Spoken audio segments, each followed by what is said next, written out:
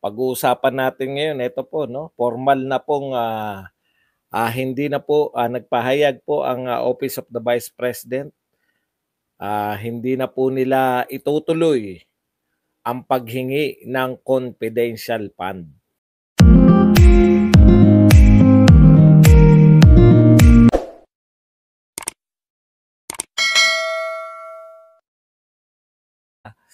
So nagpahayag na po ngayon, formal na po nagpasabi si VP Sara Duterte na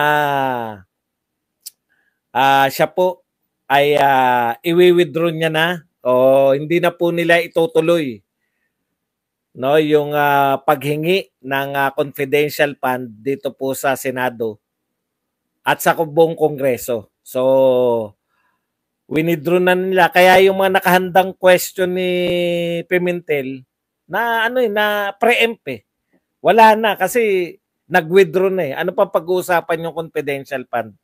Si ito po ang pahayag ng Office of the Vice President sa pamamagitan ni POA, ni Attorney POA. Ang sabi po ng Office of the Vice President, i-withdraw na nila yung yun pong kasi nagiging divisive. Ito po ay naging dahilan ng pagkakawatak-watak pag 'di ba sa totoo lang po, naging dahilan po 'to ng pagkakawatak-watak, hindi po ng unity ng mamamayang Pilipino. So mas importante kay Sara Duterte ngayon yung binigyan siya ng pagkakataon ng mga Pilipino na maglingkod bilang Vice President at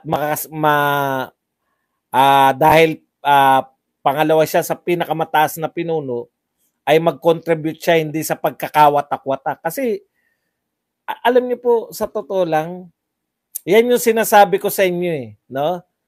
Real talk, di ba? Yan yung sinasabi ko rito sa mga supporters natin, kahit yung mga supporters ng mga Duterte. Kulang kayo. Bakit ba yung nangunguna sa mga movement ni Sara Duterte? Bakit sa kanila kayo nakikinig?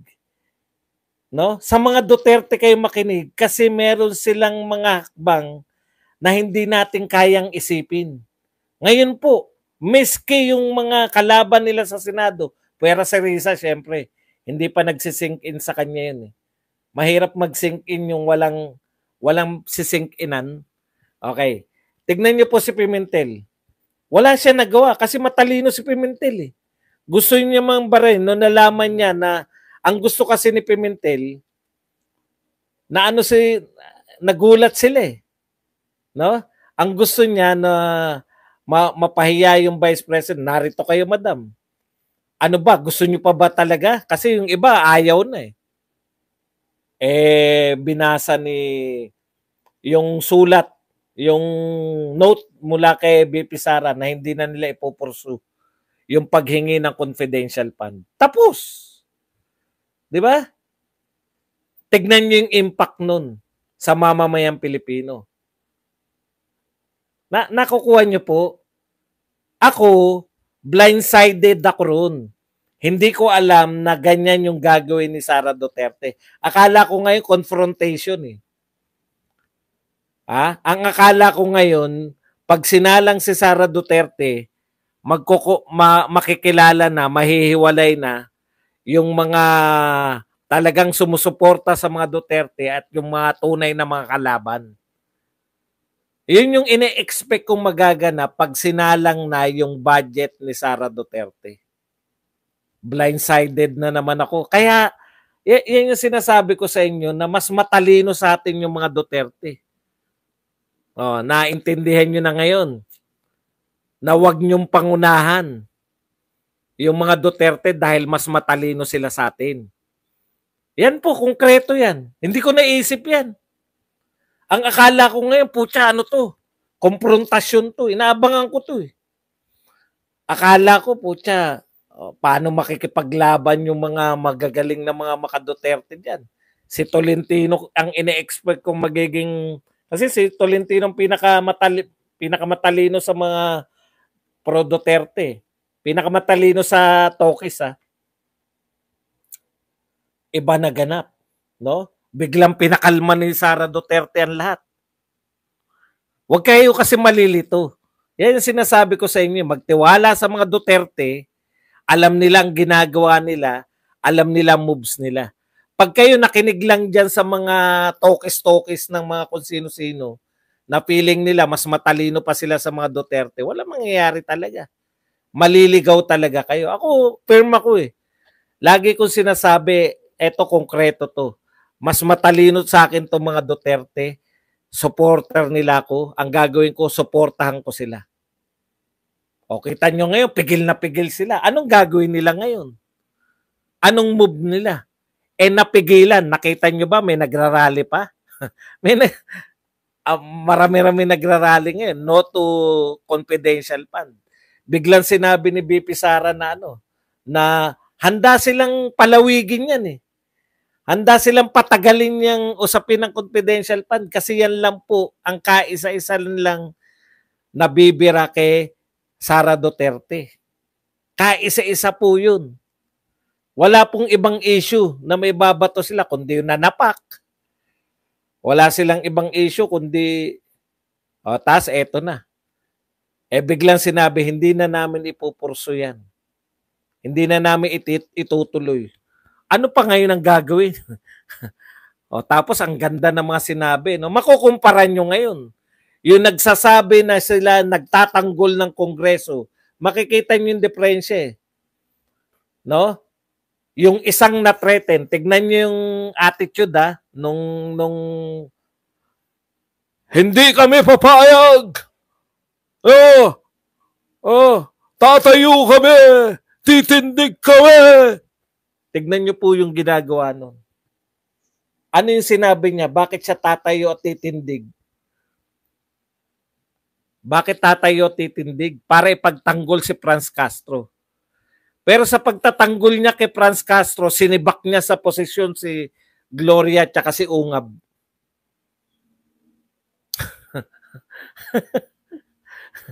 Di ba? Iba yung sinasabi na ipagtatanggol niya yung mga congressman. Sa ginagawa. Samantalang si BP Sara, nagtatalo-talo ang lahat.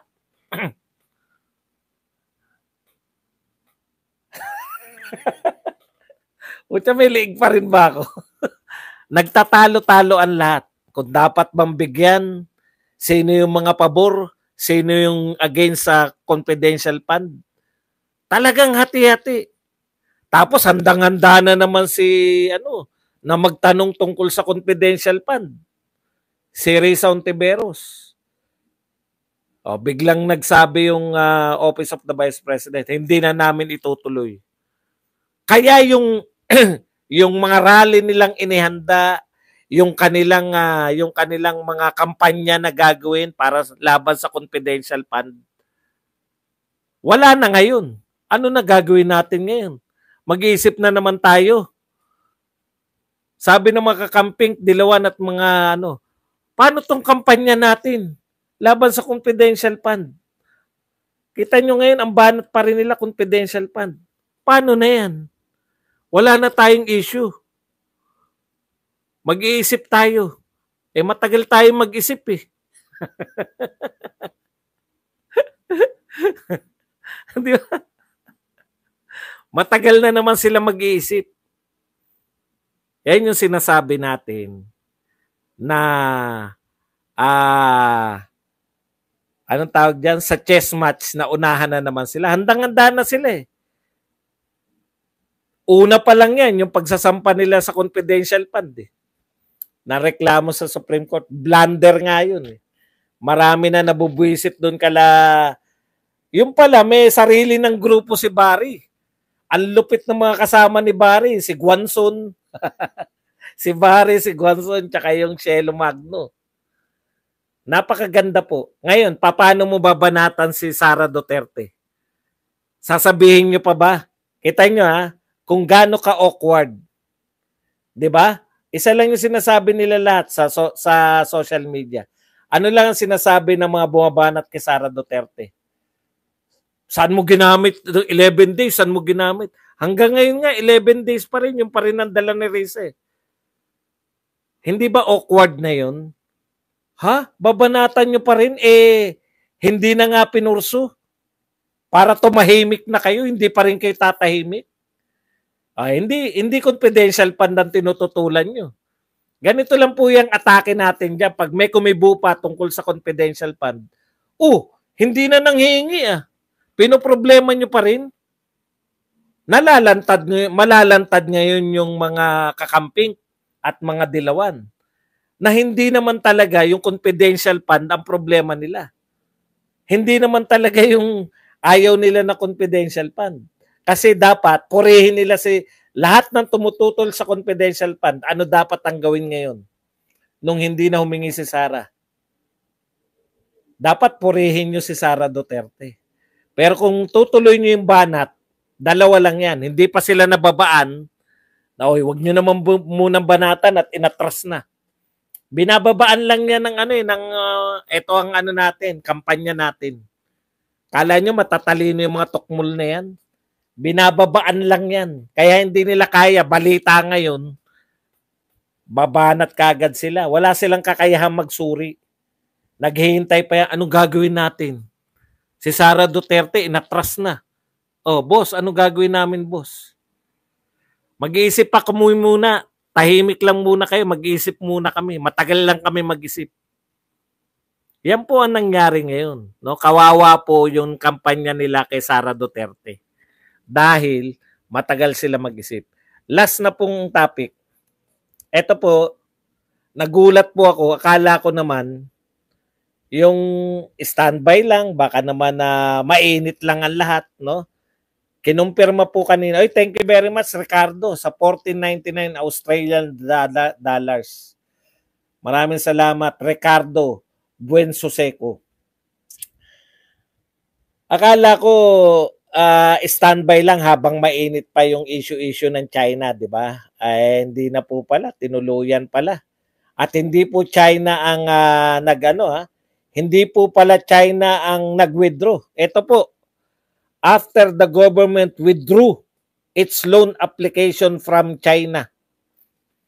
Ibig sabihin, tayo pa po ang nag-withdraw ng loan application natin. Tayo pa po ang nag-withdraw. Yung Pilipinas pa po. Tuloy natin. After the government withdrew its loan application from China, National Unity Party President and Camarines Sur Representative El Rey Villapuerte proposed the construction of a Japanese-style bullet train to connect the National Capital Region and the Bicol Region. Ayan po. Ibig sabihin, bago na naman, scratch back to na naman yung Mindanao. Ito Bicol pala lang to dahil Bicolano to eh. Yung Mindanao wala pa po. Pero sinabi na nga na nag-withdraw na tayo.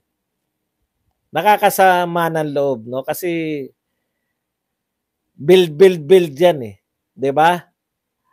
'Di ba kaya ako nanghinayang, isa yan sa dahilan kung bakit ako sumuport na itutuloy nila eh. Kita niyo po, ganun lang po, no? Yung nagsasabi para sa next election. Yung nagsasabi po na, hindi, ano ba yan? Talaga namang itutuloy yan, hindi po. Yan, aktual. Nakasalang na yan. Ang akala kong gagawin nila, konting, paano muna tayo kasi magagalit yung taong bayan, kabobomba lang sa atin ng China eh. Tsaka na tayo dumikit sa China pagka payapa na yung loob ng mga kababayan natin.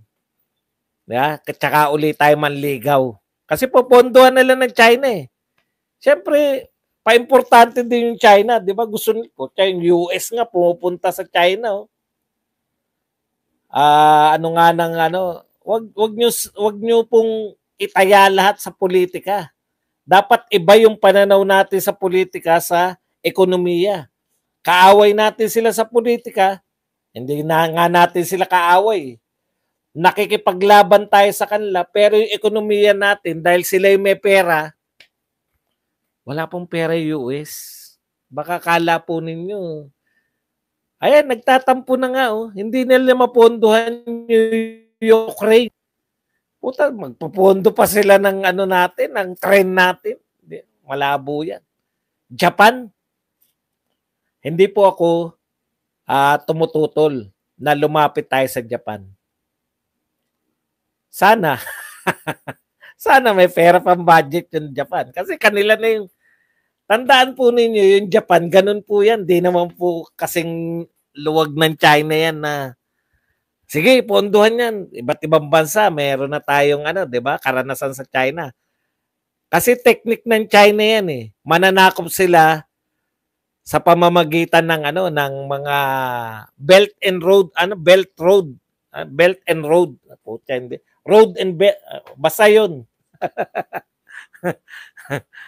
Di ba? Yun po yun. Kaya hindi ko po sinasabing hindi tayo pupunduhan. Kasi kung pupunduhan tayo ng Japan, in-announce na ng Prime Minister, kami po ang magpupondo. Wala pang tignan natin yung galing kasi magagaling yung mga dati, yung tauhan. In fairness, di ba? Magagaling po sila Dominguez, sila Villar na maghagilap ng pondo, no? Para sa build. Kaya po may build.